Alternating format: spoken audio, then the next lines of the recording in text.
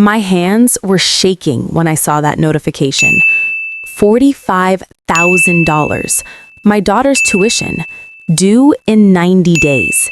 And I had exactly $3,200 in my account. Same hands now holding coffee cup labeled Intern. Madison, Jade needs her oat milk latte now. Fake smile. 3 months earlier, I was a vice president. Corner office, 6-figure salary, respect. Now, I was fetching coffee for someone half my age. But that's not even the worst part. The worst part? She was the same girl I rejected 5 years ago. The same girl I told to come back when you have a real business. And she didn't recognize me. Yet. Before I tell you how I ended up here, and trust me, this story gets wild. Drop a comment and let me know where you're watching from. Because what I'm about to share with you isn't just my story. It's a lesson about pride, humility, and what happens when life forces you to eat every word you ever said. I learned something at 42 years old that I should have learned at 25. And if you're watching this, whether you're at the top right now or you feel like you're at the bottom, this story is for you. Beat. So let me take you back to where it all started to fall apart. The fall. My name is Madison Torres, and 6 months ago, I had everything. VP of Marketing at TechCorp, a Fortune 500 company. 20 years I built that career. Clawed my way up from entry-level coordinator. I wore my ambition like armor. I was that woman. You know the type. First one in, last one out. Answered emails at 2 a.m. Sacrificed weekends, holidays, my marriage. My ex-husband used to say, "You love that company more than you love us." He was right. And when we divorced, I got the house, he got our daughter on weekends, and I told myself I won. I didn't win. I just convinced myself that career success could fill every other hole in my life. Pause. Then came the restructuring.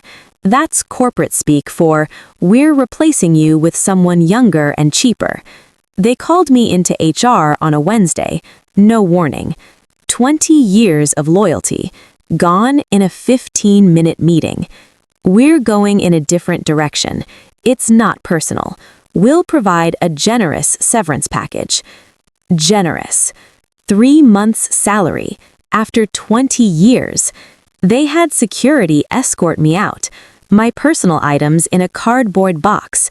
Past junior employees I'd mentored. Past the intern I'd just hired. The same intern who wouldn't make eye contact as I walked by. I sat in my car for an hour. Couldn't drive, couldn't cry, couldn't process. I just kept thinking, this doesn't happen to people like me. It does. The despair spiral. I did what every unemployed executive does. I updated my LinkedIn, reached out to my network, applied to every VP position in the Bay Area. Nothing. Weeks went by. Then months. My savings started to disappear. Rent in San Francisco, $4,200 a month. Daughter's private school, $45,000 a year. Car payment, insurance, groceries, utilities. The math didn't math. I started cutting back. No more Equinox Gym, no more weekly blowouts, no more Whole Foods. But the big expenses, those don't disappear. My ex-husband stopped paying his share of tuition. He'd remarried some 29-year-old yoga instructor, and suddenly he had new financial priorities. Translation, he had a new family. I was the old one. The school called. "Ms. Torres, we haven't received this semester's payment." "I know, I'm working on it." "We'll need payment within 90 days, or we'll have to discuss alternatives." Alternatives. She meant your daughter will have to leave. Have you ever had to tell your 16-year-old daughter that you might not be able to afford her school? The school where all her friends are, where she's finally thriving after the divorce? I couldn't do it. I wouldn't. So I did what desperate people do. I lied. I told her everything was fine, and I went back to job hunting with a new strategy. I'd take anything. The application. I saw the posting on LinkedIn. Marketing intern, Luminary Tech, San Francisco. Luminary. I'd heard of them. Hot startup, growing fast, some 28-year-old wonderkind CEO. The pay was $22 an hour. $22. I used to make that in 12 minutes. But $22 an hour full-time, that's about $3,600 a month. Enough for rent, not enough for tuition, but it was something. I looked at the requirements. Recent graduate preferred, social media native, startup mindset, must be comfortable with ambiguity. I almost didn't apply. Then I looked at my bank account again. $2,100. Rent was due in 5 days. I updated my resume, removed my graduation year, removed my executive titles, listed social media marketing skills I'd learned from my 16-year-old daughter. I applied as M. Torres, gender ambiguous, age ambiguous, desperate, absolutely.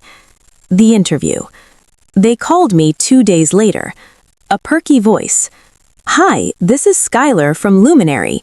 We loved your resume and want to bring you in for an interview." Skylar sounded 12. I showed up in jeans and a blazer. Everyone else was wearing hoodies and sneakers. I was interviewed by 3 people, all under 27. They asked me questions like, "What's your favorite TikTok trend right now?" I had no idea. "How do you stay authentic on social?" I made something up about showing up as your true self. They seemed impressed. "We love your energy. Can you start Monday?" That's when I realized they thought I was 25, and I didn't correct them. Day 1. I walked into Luminary's office on Monday morning.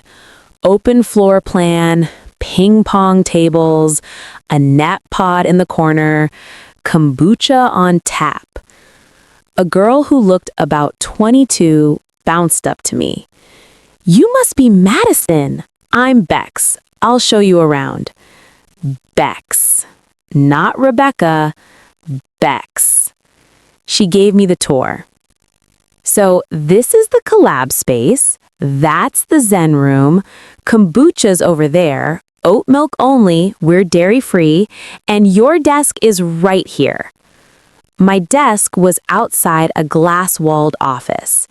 Inside that office sat a young woman, dark hair, expensive athleisure, staring intensely at her laptop. "That's Jade," Bex whispered, "our CEO. She's like a genius. Forbes 30 under 30, built this company from nothing." The woman looked up, made eye contact with me, and my stomach dropped. Because I knew that face. The recognition moment that didn't happen. 5 years ago, a young woman came to my office at TechCorp. She was pitching a partnership, some social media analytics startup. She was nervous, enthusiastic, underprepared. I gave her 5 minutes.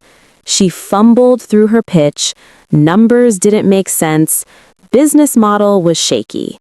When she finished, I said, "This is cute, but it's not ready for the market.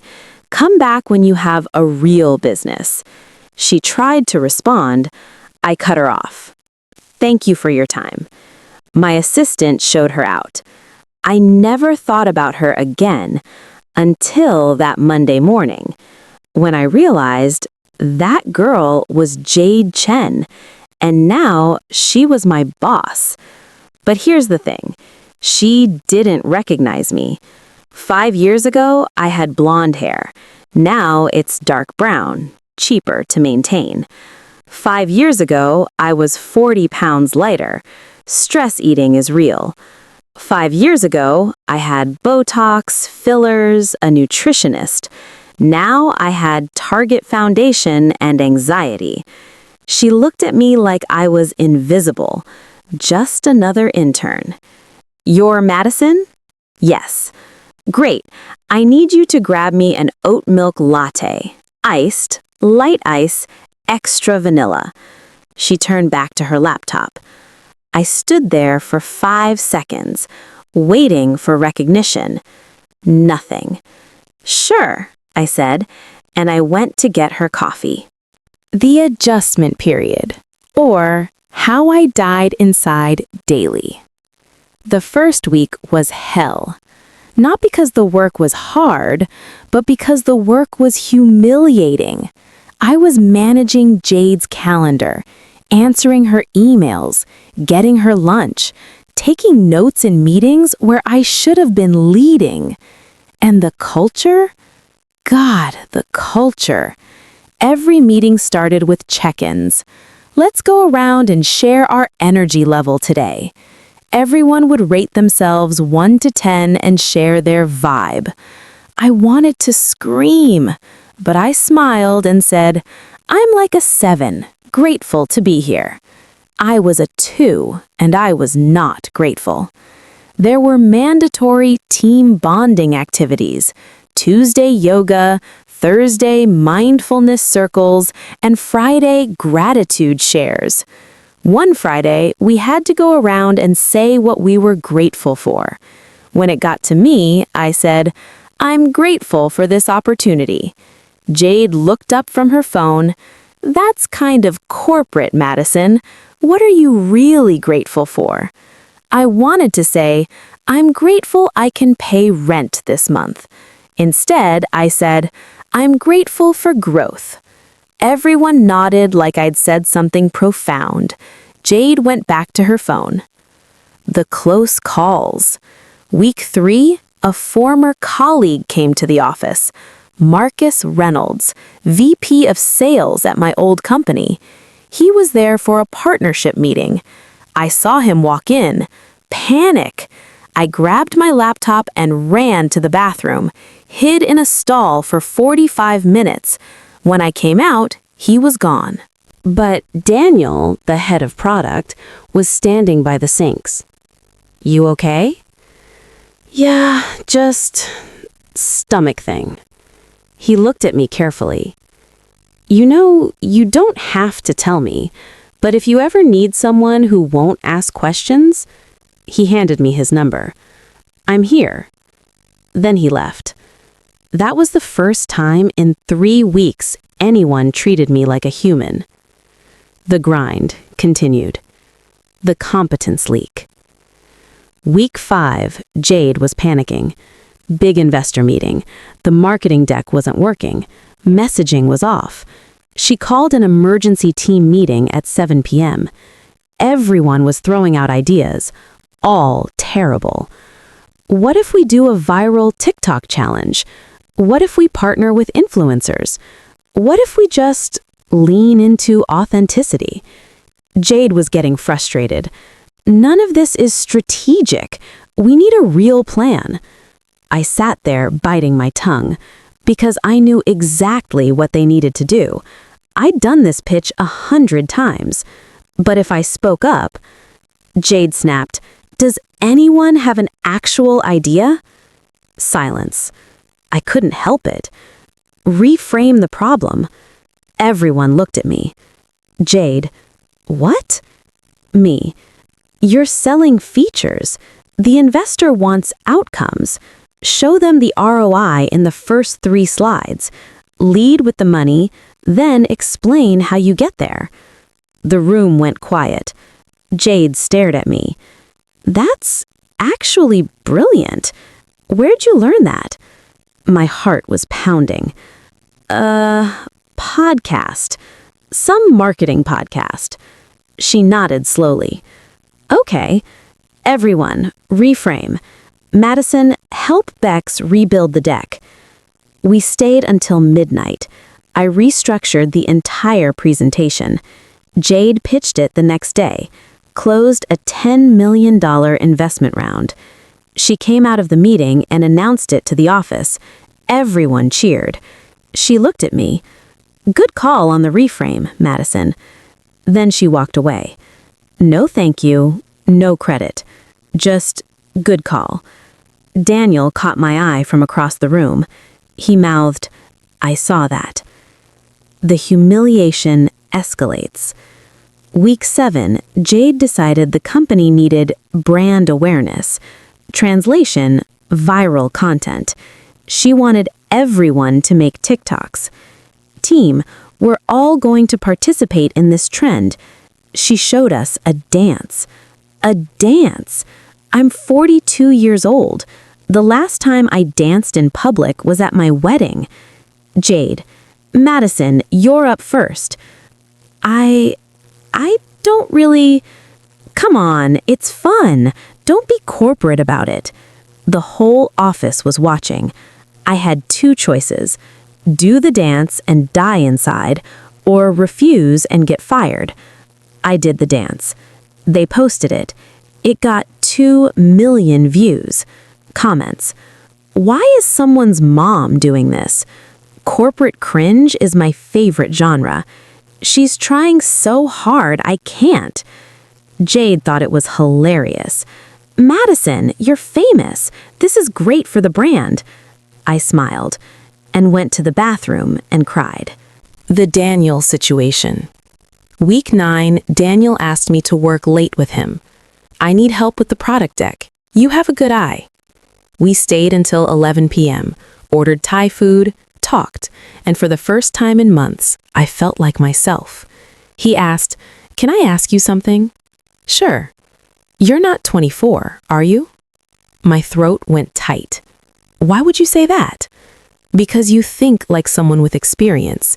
You talk like someone who's been somewhere, and you flinched when Marcus Reynolds came in." Silence. "I'm not going to tell anyone," he said. "I just want to know who I'm actually talking to." I almost told him everything. Almost. But then I thought about my daughter, the tuition, the rent. "I'm just someone trying to keep my head down and do good work." He nodded. "Fair enough." Then he said, "For what it's worth, whoever you are, I think you're pretty incredible." He left, and I sat there, heart pounding, wondering what the hell I was doing. The moral crisis. Week 11. Jade was spiraling. Competitor launched an aggressive campaign. Stock price dropped. The board was getting nervous. She called me into her office. "Madison, I need your fresh perspective. You don't think like everyone else here." "Okay." "How do we fight back? How do we win this?" I knew the answer. I dealt with this exact scenario at TechCorp.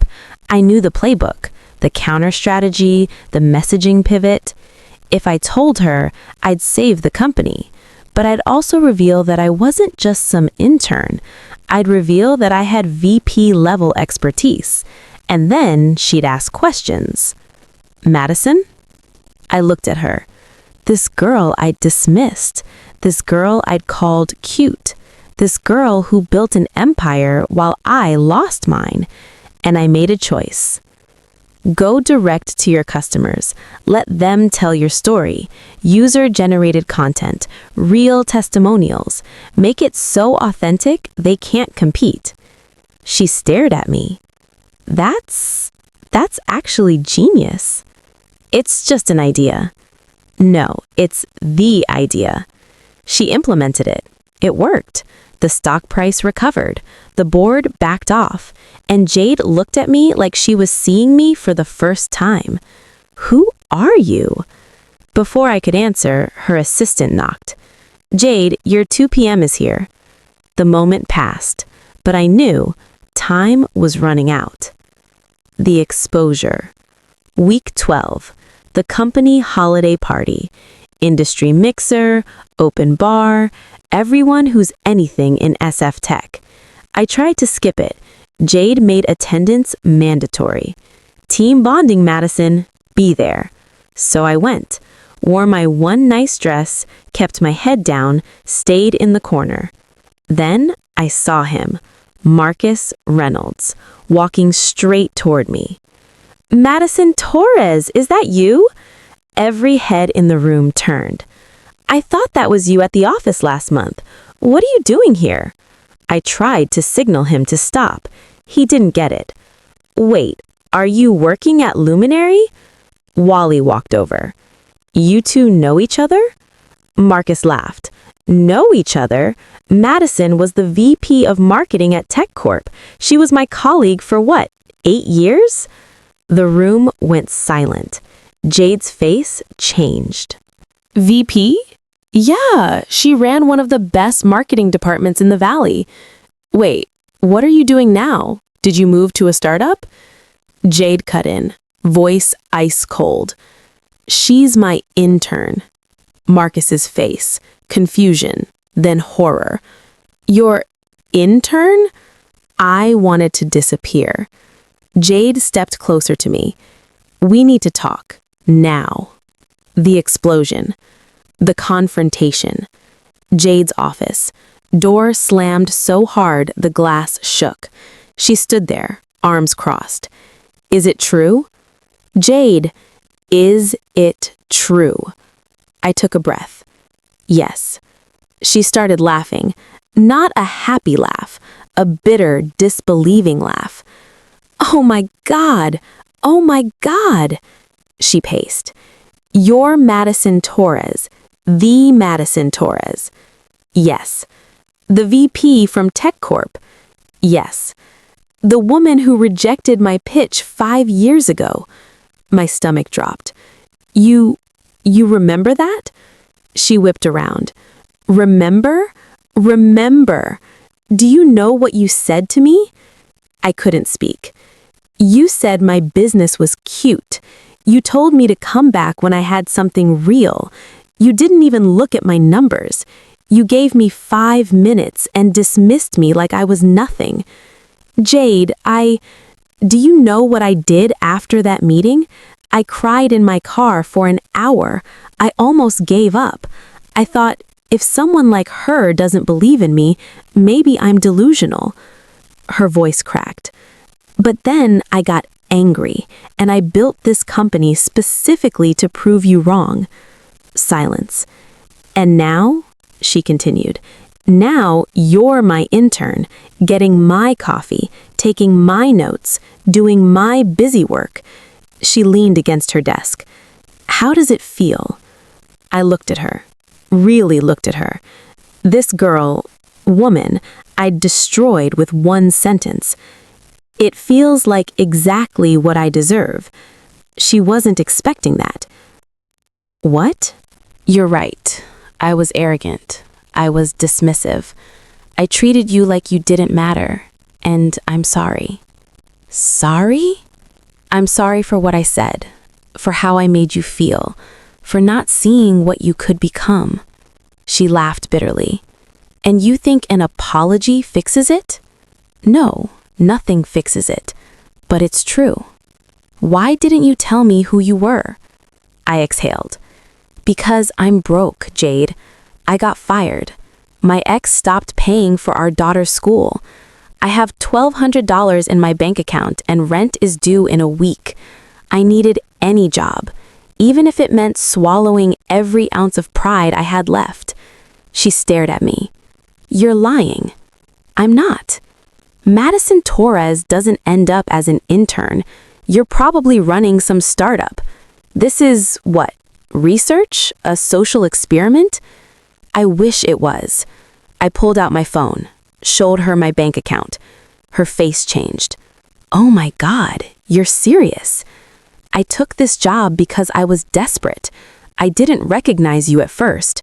When I did, I thought about quitting, but I couldn't afford to. She sat down. So you've just been, what, playing intern? No, I've been being an intern, taking your orders, doing the work, eating every piece of humble pie the universe served me. Silence. You saved the company, she said quietly. What? The reframe on the investor deck, the strategy against our competitor, that was all you. It was just, don't. She held up her hand. Don't minimize it. You have 20 years of experience I don't have, and you used it to save my company, while I treated you like garbage. You didn't know. That's not an excuse. More silence. Then she said, "Get out." "Jade, get out of my office. Get out of my company. You're fired." "Please." I said, "Get out." The bottom. I left. Took the train home because I couldn't afford an Uber. Sat in my apartment, stared at my phone, 2 missed calls from my daughter's school, 1 text from my ex.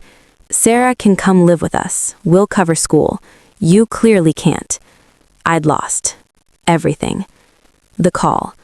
2 weeks later, my phone rang. Unknown number. "Hello? Madison? It's Daniel from Luminary." "Daniel, hi. Are you okay?" That simple question broke me. No. I heard what happened. The whole office knows. Great. Jade's in trouble. What? The competitor came back harder. Stocks dropping. Board called an emergency meeting. They're talking about removing her as CEO. I'm sorry to hear that. Madison, she needs you. She fired me. I know, but the company's going to die without help, and you're the only person who knows how to fix this. Daniel, I can't. You don't owe her anything, I know that, but I'm asking anyway. The return. I showed up to the board meeting, uninvited, walked in and sat down. Everyone stared.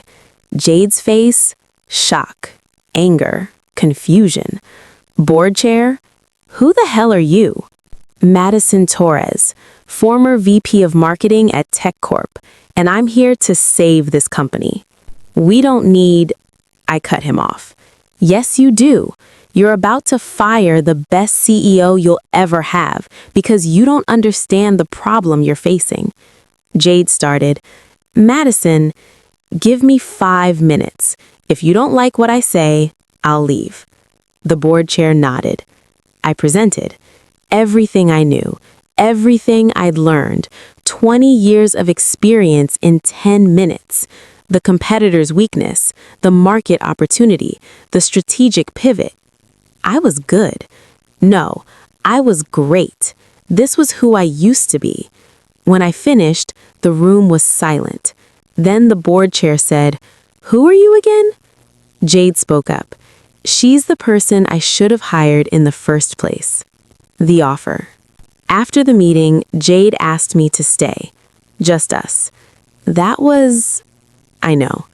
Why did you come? Because Daniel asked, and because you didn't deserve to lose everything because of my mistakes 5 years ago. She looked at me. I'm sorry for how I treated you. I deserved some of it. No, you deserved honesty. I should have confronted you the first day. Instead, I let you suffer because it felt good. I made you suffer first. So we're both terrible? Apparently. She smiled. A real smile. I'm offering you CMO, Chief Marketing Officer, full equity package, competitive salary. Jade, I'm not offering charity. I'm hiring the person who just saved my company, the person who's been saving it for 3 months while I was too stupid to notice. I couldn't speak. Also, she added, I'm sorry for calling your pitch cute 5 years ago. I laughed. Actually laughed. I'm sorry for saying it wasn't a real business. Deal? I nodded. Deal. 6 months later. I'm sitting in my office. Not a corner office, but an office. With my name on the door. My daughter is still in school, actually thriving. I paid off my rent. Daniel and I are figuring things out. And Jade? She's my partner now. Not my boss. We're building something together. Something real. Yesterday, a young guy came to pitch us. Nervous, underprepared, but passionate. When he finished, Jade looked at me. I looked back at her, and I said, "This has potential. Let's give you some real feedback and talk about how we can help." His face lit up. After he left, Jade said, "You're getting soft." "No," I said. "I'm just learning." The lesson. Here's what I learned. Pride will cost you everything. Humility will teach you everything. And sometimes the people you dismiss are exactly the people you need. I thought I'd lost my career. Turns out, I just lost my ego. Best thing that ever happened to me. So, that's my story. From VP to intern to CMO. The long way around. If you made it this far, thank you for listening. Here's why I'm sharing this. Because someone watching this right now is where I was. Maybe you just lost your job. Maybe you're starting over. Maybe you're swallowing your pride just to survive. Maybe you're on the other side. You're the young person being underestimated, being told your dreams are cute. This story is for you. Because the truth is, we all fall. We all fail. We all have to start over at some point. What matters is what we do next. So, here's what I need from you. If this story helped you, if it gave you hope, if it reminded you that rock bottom isn't the end, hit that subscribe button. Share this with someone who needs to hear it.